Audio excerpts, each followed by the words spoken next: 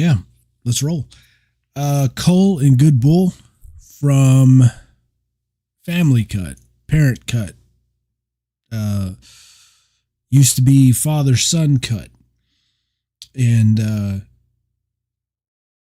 there wasn't any intentionality or any sort of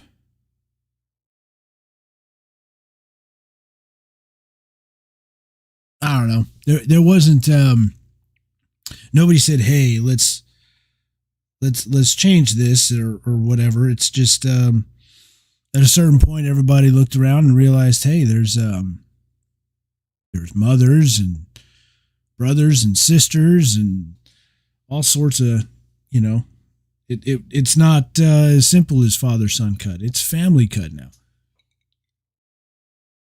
So, you know, as with so many things with Bonfire, that's just the way, that's just what it turned into. And so that's what it is now. But if you're a former student, you'll probably be most familiar with and recognize Father Son Cut. But anyway, so 1,200 photos from that. It was a busy weekend. And I'll tell you the thing that these are the yellows up at the top of that big monstrous hill at the entrance that everybody's going to remember forever. The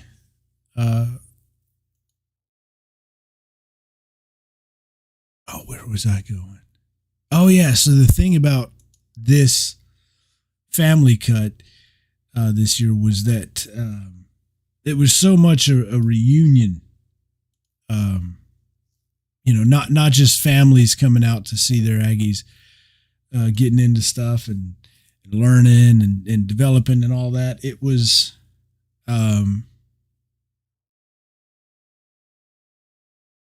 you know, there was a visit from early 90s era Red Pots came in. You had Aggies who built Bonfire, led Bonfire in some capacity, were in the Corps Cadets, you know, Bonfire motivated non-regs all over the woods. And at one point, I think we might see it or see close to it. But at one point, you know, one of those early 90s era Red Pots, he had called me when I was talking to somebody in the woods. These are the Yellow Pots getting their marching orders for the day. I was talking to somebody in the Corps woods, and we're just chatting, and you know, just good bull stuff. And we were just kind of running down the people that you know we might mutually know.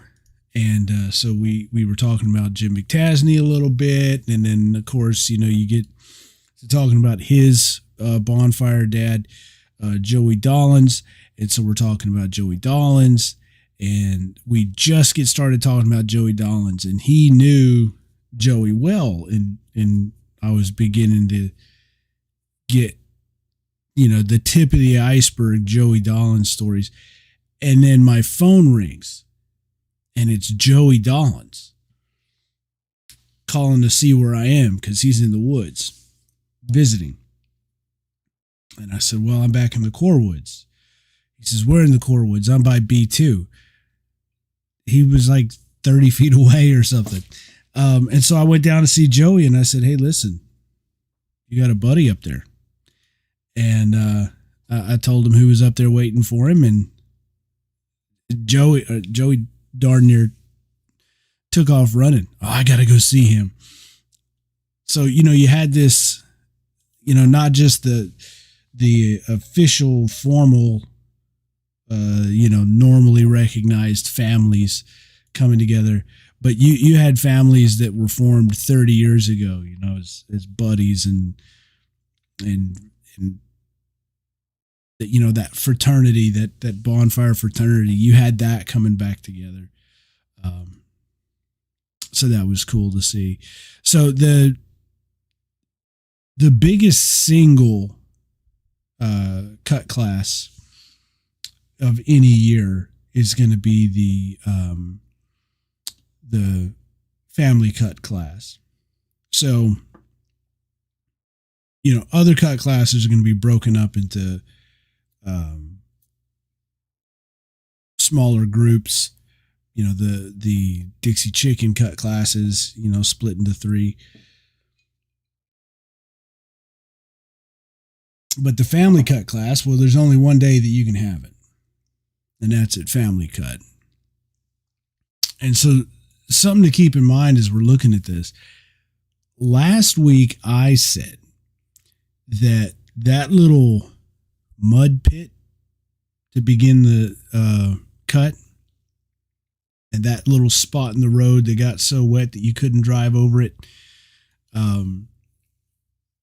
I said that was the most efficient problem that I had seen. Just how silly a little problem it was, and how much headache that it caused.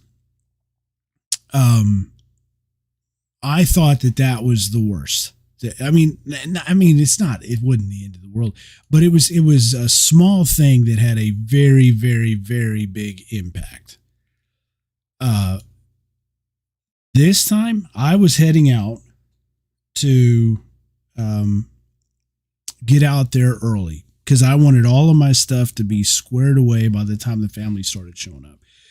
If you'll remember last week when we sat and looked at the photos, we were looking at some photos for the first 10, 15, 20 minutes that were not good because my equipment was still acclimating to the temperature after having been in an air-conditioned truck and then out in the open, and that sort of stuff where you need to make sure and be cognizant of that sort of thing. Get to where you're going early so that your stuff is acclimated and everything's good.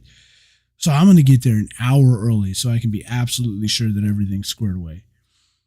And I get to the train tracks, lights are blinking. I'm the third person in line at the train tracks. And give it a few minutes, and there's no trains, nowhere. You can't see a train. And then right before I get out, so yeah, we're familiar with cut class. We've seen that before. We're just kind of skimming through these. But right before I get out of the truck to go see if I can see a train in either direction, and it's not hard to see because we're in this part of Texas. You can see a long ways.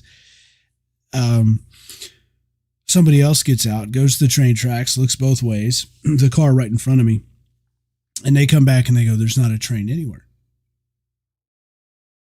So by now I've gone from the third car waiting with nobody behind me to there's already a dozen cars behind me.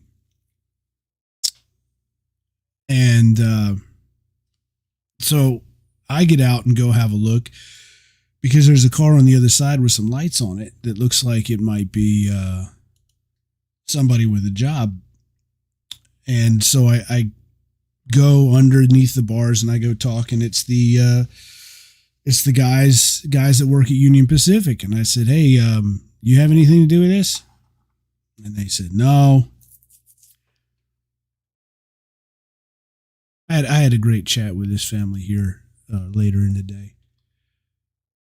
Good to see them motivated. So I'm not going to forget about the trains because we're going to see the train situation here in a couple minutes. But I really I appreciated the brown pot antics for family cut got really salty for a couple years. I mean, funny still, but really salty. And This year it was nice. Every one of them would somehow work something about these pythons into their introductions. So, and the thing is last year was a pretty salty series of brown pot introductions. And I remember last year thinking, note to self, let's be sure and talk about this before the next family cut. And then I forgot up until the moment that they started their introductions. And the second that they started talking, they hadn't even said anything yet. They just started talking, and I went, oh my gosh, I forgot. And then they proceeded to have some very, gentlemanly, it was fun. And I'm not going to put it, the greens got salty too. So it was all in all, it was very tame. I was very relieved by that. So anyway, this is what I'm talking about. Every single one of them worked in something about these pythons. So, so anyway, so there's this, I'm talking to the people from Union Pacific, and yes, I'm saying this while we look through stuff that we've seen before. Yes, but yes, I'm also bagging on Union Pacific. I'm absolutely bagging on Union Pacific. Where they are in these woods, I can't imagine living in this area, because this crossing is the one way to get back to where we are, which isn't, we're not the only people back there. There's tax-paying citizens and residents all up along that back road, which, by the way, is absolutely falling apart and is a disaster. And then there's this one railroad crossing, and you have to drive 20 minutes out of your way. I know, because I had to. Anyway, Union Pacific guys say, yeah, there's a train coming somewhere. There wasn't a train coming. There wasn't. We waited for like 20 minutes. And when people started to, murmur about maybe just trying to drive across because there's no trains coming and we can see for miles,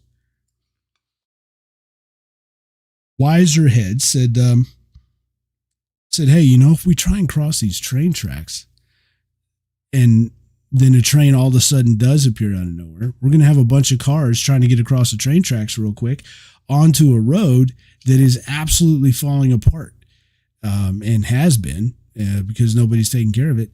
And then you could end up with somebody getting a flat tire with a bunch of cars backed up behind them. So credit the students for being intelligent and sage and responsible and taking the extra effort to drive 20, 30 minutes out of the way to turn around and drive that long back because Union Pacific can't get their stuff together, and then end up having to cut class an hour late. And at one point, I think I got a good view here. We'll see. There was still a huge crowd, even though half of the people that would end up showing up for Family Cut hadn't yet made it out. Between the one phantom train that never actually arrived, and then another train that did show up at 9:30, 10 o'clock, showed up and then parked. So I don't know. I don't want to get political, but good Lord. So yeah, that passes up the mud pit thing. That was just me bitching while we look at stuff we've seen before. Cut class. But seriously, if you know somebody at Union Pacific, that was a colossal nightmare. And I learned a lot about how screwed up that whole situation is, having to drive that extra way out of the way. Man, that is a mess. That's a literal disaster waiting to happen. But credit those ags for either going out of their way, going down a road that I guarantee you there were some cars that were damaged on that road. That is just a stupid, ridiculous road. And that when you have to go the long way, it's nonsense. It's criminal that anybody should have to drive down that road once. And you had a bunch of Aggies going out to do that.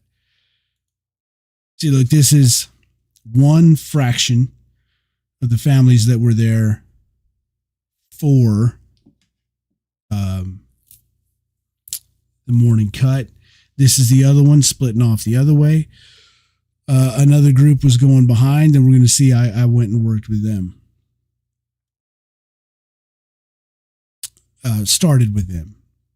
Takeaway lesson: anybody knows somebody from Union Pacific? Call them. Just call them. Good grief.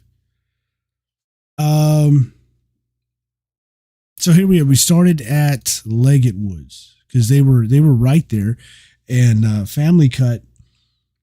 Family Cut for me, it sounds silly because people actually have like real work to do, actual effort type work. But I do feel a little bit of pressure on Family Cut Day, just because I want to make sure I get everybody if possible. I'm so relieved that we don't send families out to unload. Because in the past I have driven all the way out to unload to get families working together at unload and then turn around and come back to cut. So I put a lot of thought into my route to start the day. Want to get a good, morning start, get one big pass in the morning, and then just kind of work my way back through and get anything else in between.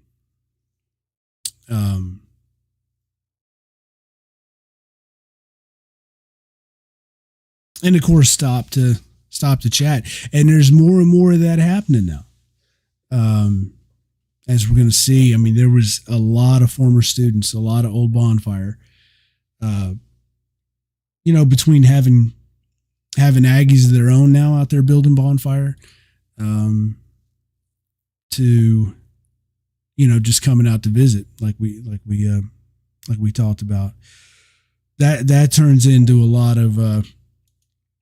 of catching up and good bull time. But the morning, that's the big one. Get everybody in the morning while everybody's still fresh, before a few turns on axes get the better of anybody.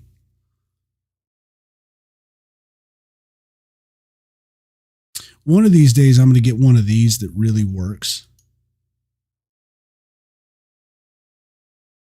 It's sort of a weird deal, like the moon illusion, where what you see when the moon's coming up or the moon's going down, when the moon is near the horizon, it just looks massive, and then you take a picture of it and it doesn't. And that's just this optical illusion of perception when you're seeing it in 3 dimensions, and then when you flatten it to 2, the optical illusion goes away and you see it for what it is, which is the same size as it was in the middle of the sky. Well, it's the same thing with these. One of these days, I'm going to get a shadow thing that actually works. I was trying again. It looks more like, it makes more sense when you're seeing it in real life, but when you take a picture of a shadow of an axe being swung over the ground, it doesn't quite. I'm going to figure it out one day. So moved from Leggett to FHK. FHK had a lot of wide open space. Honestly, all the woods now is turned into wide open space. We were talking about that last week, but it is absolutely the case now. We talked about that. This is an operation. This piece of land that Bonfire is on, there's other uses in mind for it. And, at some point we're actually going to have a perimeter fires conversation with the landowner. I'm intrigued by his approach to having Bonfire out. And, I know that there's a lot of love for Bonfire there, because this is intended to be a pretty big business. And every day that Bonfire's out and he doesn't have people running the bulldozers, that's a hit. And he's taking it so that these Aggies can get out there and cut down the trees that, he could mop up in a few afternoons with a bulldozer if he could do it at his own pace. So, point being, what's happening is between Bonfire being out there and cutting, and then him starting to get into operations, these woods are opening up. But it bears mentioning that every single tree that's going on Bonfire, while he's got his bulldozer doing what he has to do for his job, every tree that's going on Bonfire was cut with axes by a fighting Texas Aggie. There are certainly some big, beautiful trees that are horizontal. If they came down with a bulldozer, then they're not Bonfire trees.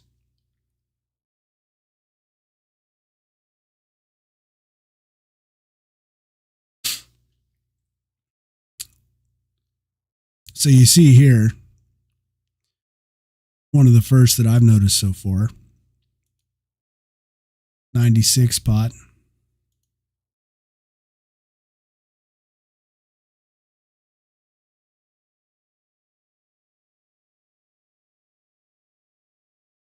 Now this was a hard way to start. This right here is the same tree that we were just looking at here. So this was a hard way to start families on the first log swamp of the day. You see, that's a steep hill, and the tractor path is narrow, so they took it down this tractor path and had to hard right up onto this hill.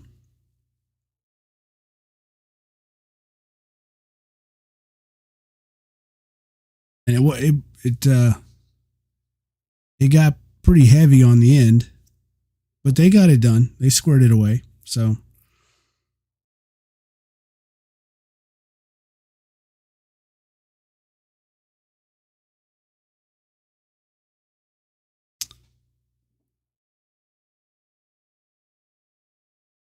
another old pot.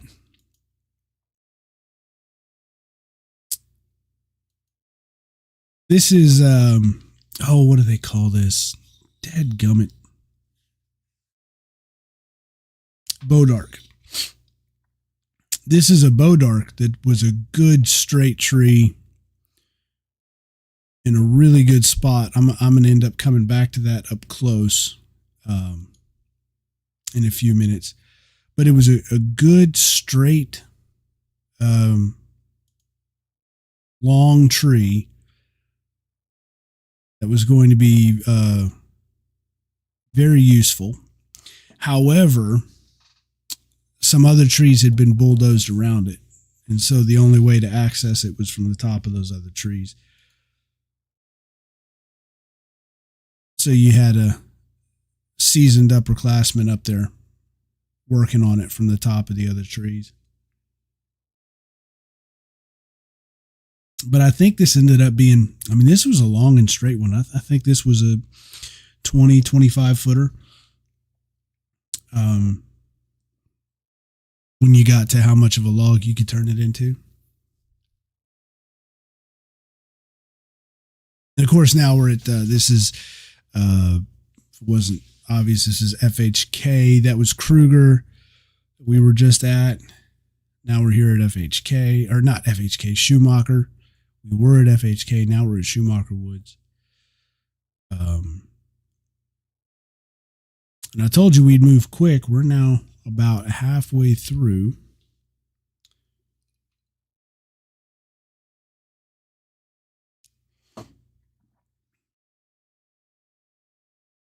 Very heavy on volume in the morning.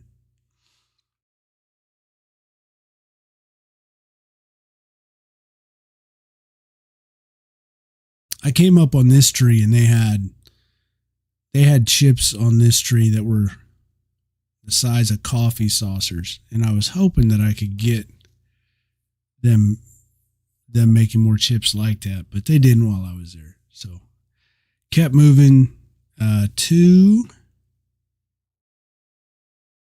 Get back to everybody else. Well, I did pass Legner. Legner was who we saw moving that swamping that log up the hill. And then to get back to everybody else, pass through Leggett one more time. And we got, I took the high road to get down to sort of the back way to OC, Core, Neely, Pelt, and Hart. And so taking that high road, got to kind of sneak from above on Neely.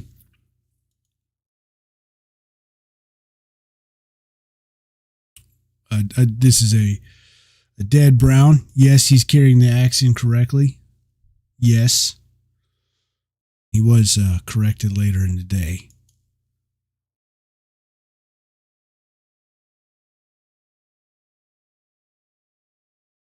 I'm just an observer.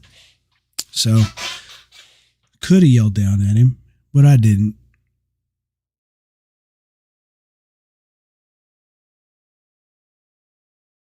I figured he'd get caught up with, and he did. Not that much longer after. So yeah, we're in OC Woods.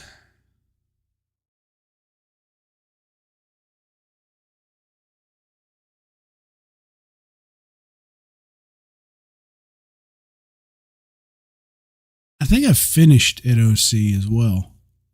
And it was I don't know, it was a short day as far as cuts go. Because of how the woods are thinning out, the plan was to end the day at lunchtime.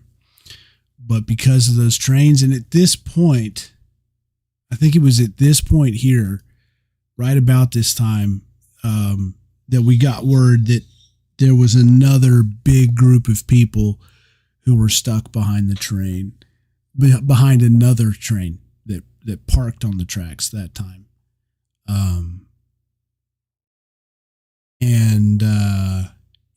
It was at this point because one of the board members was messaging me that he was stuck at the tracks and he'd already been there for 20 minutes. And a little bit later, he messaged me that he finally got through after waiting for 45 minutes. And he was farther down the line, so there'd been other people waiting for longer. Point being, people were coming out all day, so it did delay the scheduled end of lunchtime.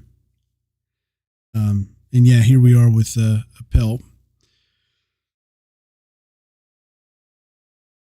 So they finished about 1:30, 2 o'clock.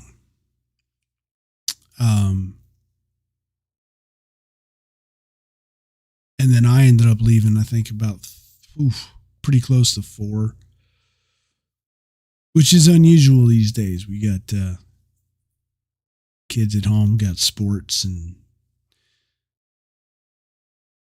family life on Sundays. So I stayed later than usual, which is still earlier than when everybody usually cuts out. More in a Pelt. Never minding that they're swinging on a tree spray painted with red. Let's just ignore that. The Reds will go around and mark trees with red paint that they want to hold on to, potentially for dress logs.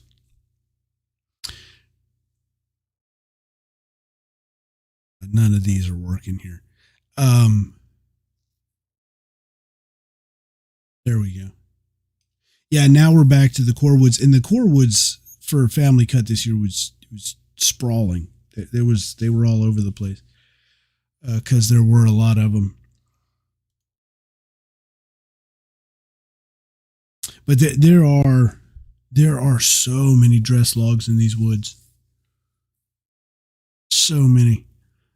And I know one of them is going to be for Dwight. We we talked about him earlier in the year. We talked about him a few times. If you follow on Instagram or Facebook, you might have seen even more conversation there. But Dwight was a great guy. He was invaluable to Bonfire, going back to 1994, and stayed attached to Bonfire ever since. And he passed away a few weeks ago. And as is customary, when somebody close to Bonfire passes away, you cut a log and carve their name into it. And there's the dress logs that the dorms put up they're the outermost, bottommost logs, and the dorms carve their names into them. And we'll see that next week or a couple weeks from now. Carve their names into them, the name of the crew, and then you take those logs and you turn them in, because it's not about you. It's not about you getting attention or anything. You know where your log is. You at burn, you get in front of where your log is at the fence, and you know your log. Nobody else does, and that's just the way it is until somebody passes away. And then when somebody passes away, or a dorm is shut down, torn down, replaced with some fancy, horrible place for people to live, whatever the deal, you turn the log out so people can see it. And so, with that tradition, you do that for people who passed away close to Bonfire. So there's going to be a Dwight log, is what I'm saying. So one of those big, beautiful logs that's still left out there is going to be for Dwight. And it's going to have his name in it.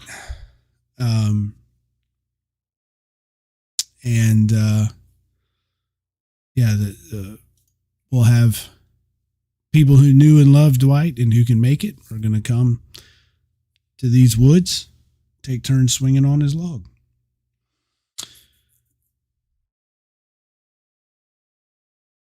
Over the years, when it happens, I do my best to get the photos for, posterity. We've had a Hans log for Hans Betten. We had the first Bonfire stack off campus had Levi had LGW carved into it. Into one of the logs. Levi Garrett Wendell is my buddy, for whom the Wendell sticks are named, and we will talk about that shortly. But yeah, he passed away in an accident at his home before we were even halfway done with that year, and we lost one of our buddies.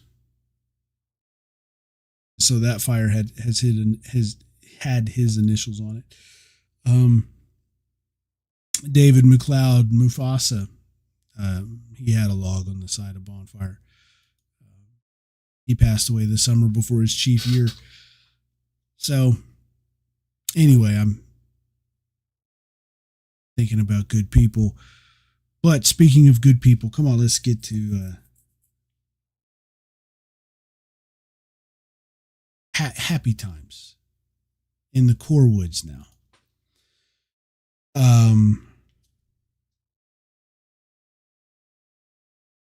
I believe this is, more of the core woods, actually. There was this little thing that happened. They were trying to get one of the logs over this little gully here. And they got it to this point, and they had almost resigned themselves to this little corner here is overlapping the skid. And they were just going to let it go because it's not pleasant moving logs over this ditch. It's a pretty severe ditch. Maybe there's a better view of it. But they knuckled down and did it. They said it wasn't enough to just get it close. They got it over. And then we get back here. B2 and Hart Hall were back here.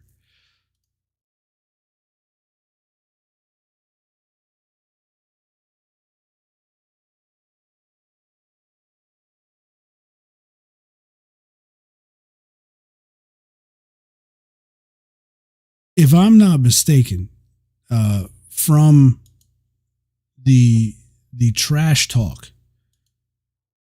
that I was hearing and the particular personal nature of the trash talk that I was hearing while this young man was swinging, I assumed that this was the younger brother of the piss pot in B2.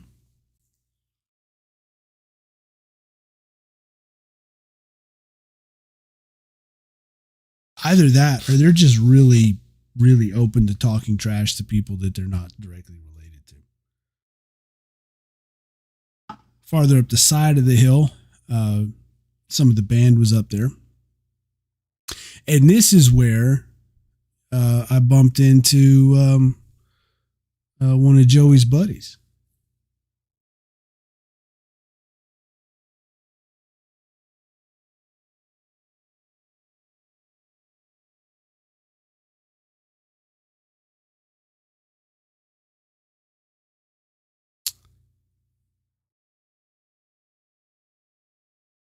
This is just a few minutes before that reunion would happen. K2 was up here as well.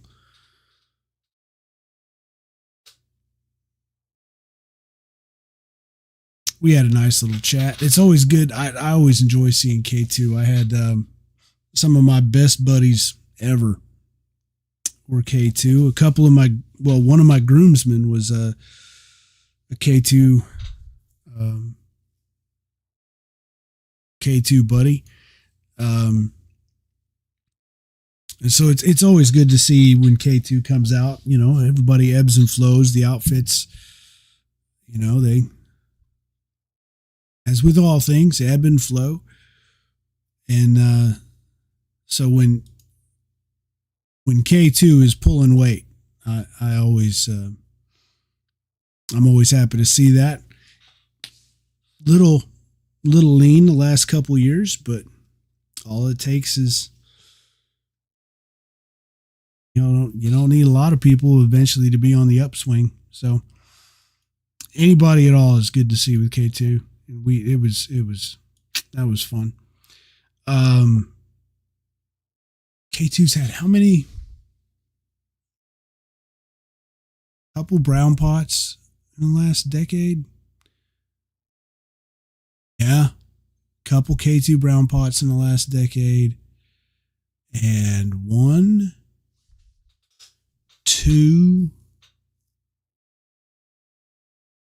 3 red pots.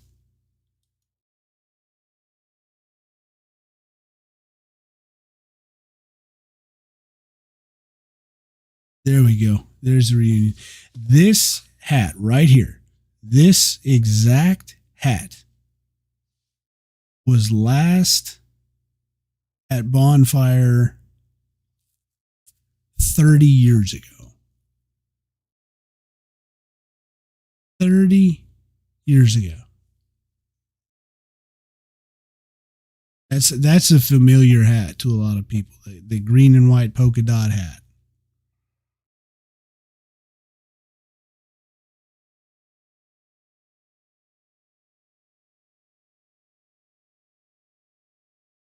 Also, I just got a message here. It's the Brown Pot's little brother. Then we are comfortable with talking trash to people we're not directly related to, because it was good. They were bringing the heat.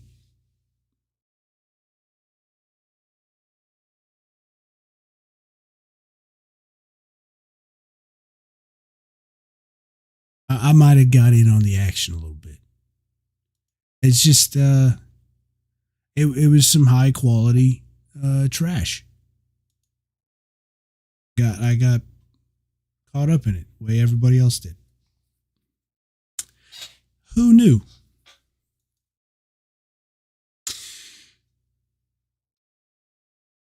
There's our Marine.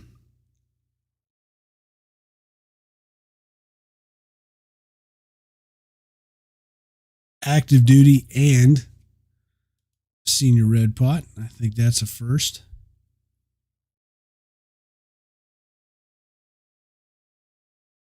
And there's our reunion. Oh, it's damn good to see those guys.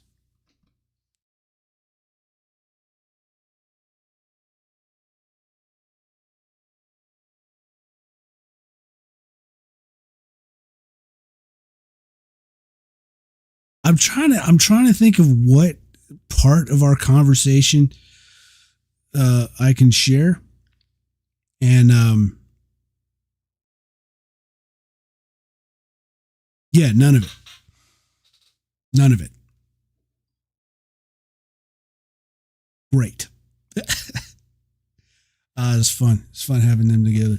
I'll tell you this. Uh, every one of them at some point, you got them all there, and as a group, we're talking and laughing and telling crazy stories and just general good bull insanity. And then, some folks break off, and at some point, every one of them would kind of turn and say, all right, so what do we need? Every last one. What do we need? Kind of when, all right, everybody's still laughing and the conversation's going off that way, and then they'd turn and go, how can I help? What can we do? And I mean, I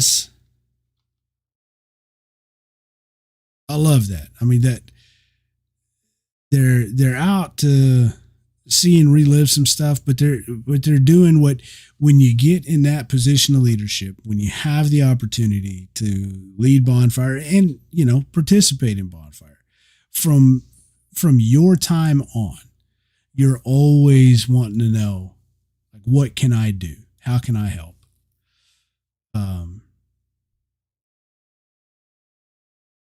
And just the intensity and sincerity of that hey, let's figure out what we can do to help. Motivates the hell out of me. I love it.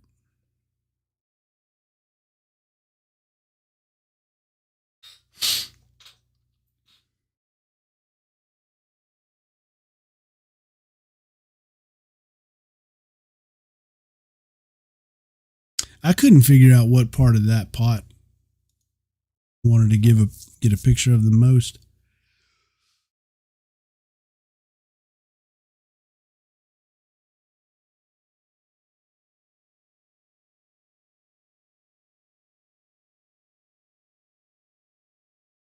So obviously we're getting back in Neely Woods, which was right next to OC. Family photo time, and I think I mentioned this before. I'm the worst. There's two things I think I do, almost to the point of cliche. The reflection of an axe in reflective sunglasses. I just can't help myself with that one. I'm always doing that one. It's hard to do. It's really hard to do.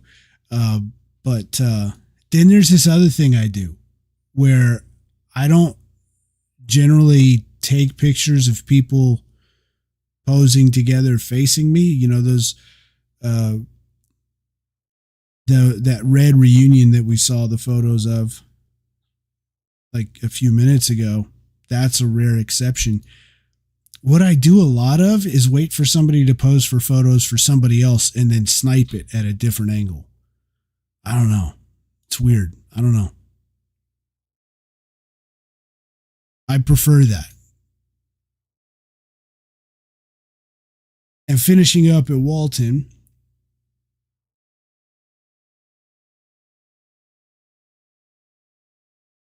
I think finishing up. We finishing up? Oh no, there might be another 100 or so more. But this was nice. I needed a little break from walking. not as young as I used to be. And so when I took my break, I got to catch up with the auto pot of Walton. Auto is a line, sort of, in Walton. And the auto carries the axe that is legend holes. Belong to one Thomas Otto Walton. It is an ancient and storied axe. Great history there. And I had it for 1 year, and that's the tradition. You have it for a year, and then when you're done, you pass it down to whoever you select to be the auto pot for the next year. And yeah, so I got to catch up with this year's auto. That was nice. It's nice to see something like that, the green and white spotted hat. It's nice to see something that you haven't, that was around and you had it, and then you haven't seen it, it hasn't been in your hands, and then you find it and it is still doing the same job that it was doing a couple decades ago.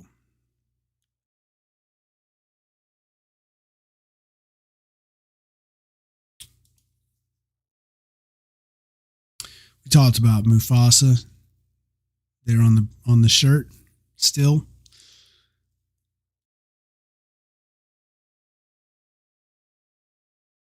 This was the first pleasant day of load. This is the first pleasant day of anything, honestly. It's been wicked hot, and now this was a really, really nice day. This is the first day that the skid steer was out there too, and I got to tell you, everybody loves it. Everybody's loving that skid steer.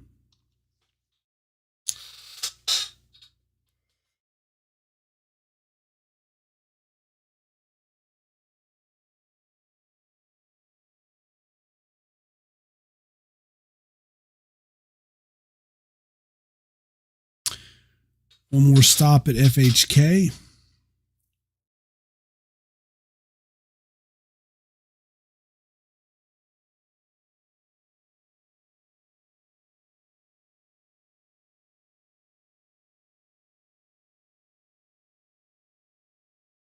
And then this is, I think we're back at OC. Wrapping the day up at OC.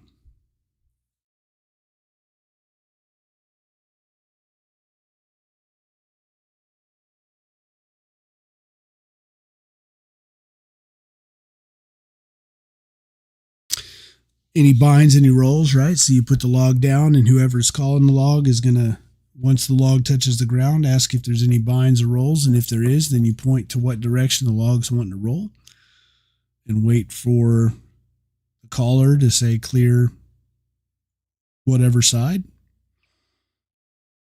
And then you keep it controlled while everybody clears that side, and you control the roll. Here's one where I ended up, I'm the guy taking the picture head on.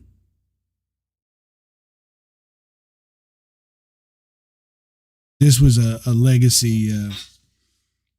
This is a Bonfire legacy family, which is motivating.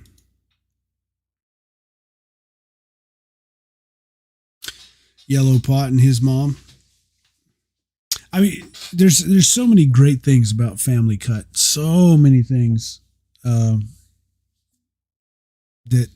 make it one of the best days of the year. You got families that come out and see what it is that their Aggie has been doing, helping them understand, okay, I get why you haven't been coming home to do your laundry or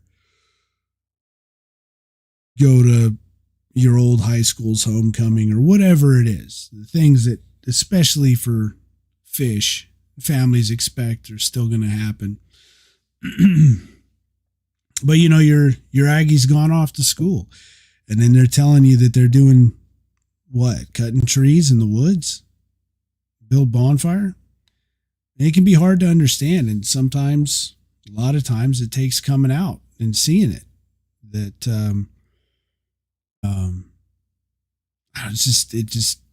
you have to experience it. Just like as a student, you have to experience bonfire.